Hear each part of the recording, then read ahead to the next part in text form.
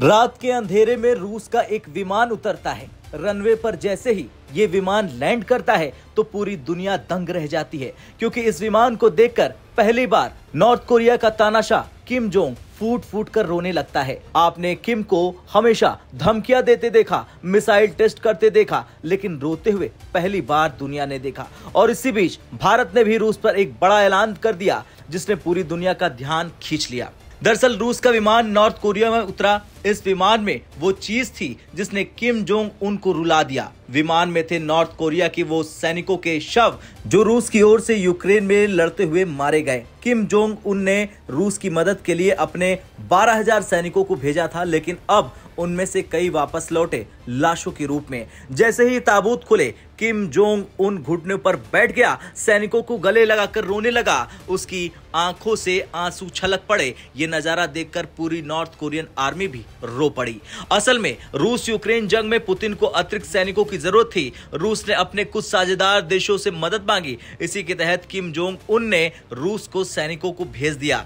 Reports के मुताबिक north Korea अब तक 12,000 सैनिक रूस भेज चुका है। इनमें से कई मारे गए हैं। रूस इनके शव नॉर्थ कोरिया वापस भेज रहा है। यह नजारा न सिर्फ किम जोंग उन बल्कि पूरी दुनिया के लिए चौंकाने वाला था। अब भारत पर आते हैं। हाल ही में पता चला कि कुछ भारतीय भी रूस की सेना से जंग लड़ रहे हैं, लेकिन ये लोग सरकार के नहीं भेजे हुए हैं, बल्कि एजेंट्स ने इन्हें झूठे सपने दिखाए, नौकरी और मोटी सैलरी का लालच देकर रूस पहुंचा दिया और चुपचाप रूसी सेना में भर्ती करवा दिया। आंकड़े चौंकाने वाले हैं। 17 जनवरी 2025 तक ऐसे 126 मामले सामने आए। इनमें से 96 भारतीय वापस लौट चुके हैं। इस मुद्दे पर विदेश मंत्री एस जयशंकर ने रूस का दौरा किया और साफ शब्दों में कहा कि भारतीयों की सुरक्षा हमारे लिए सबसे महत्वपूर्ण है। जो भी भारतीय सैनिक अभी रूस के लिए लड़ रहे हैं जंग, उन्हें तुरंत सुरक्षित भारत लौटा दिया जाए। भारत सरकार भी अब सख्त हो गई है। हाल ही में सीबीआई ने 19 एजेंसियों पर केस दर्ज किया। आरोप है कि ये एजेंसियां भारतीय युवाओं को धोखे से रूस भेज रही थी। कई एजेंट्स गिरफ्तार भी हो चुके हैं। सरकार ने साफ कहा है कि कोई भी भारतीय रूस यूक्रेन युद्ध का हिस्सा न ले। अगर कोई भारतीय फंसा है तो उसे जल्द से जल्द वापस लाने की कोशिश की जाएगी।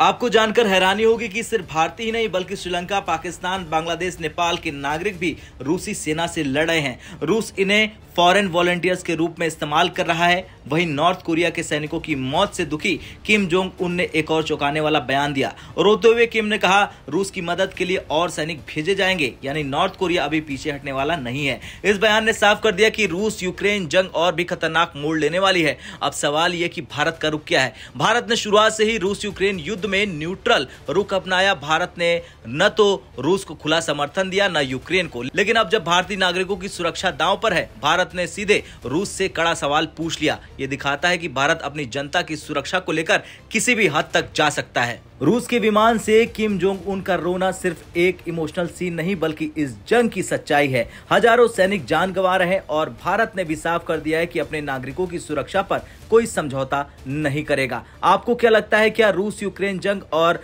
भड़क जाएगी? क्या भारत अपने सभी नागरिकों को सुरक्षित वापस ला पाएगा? कमेंट कर जरूर बताएं।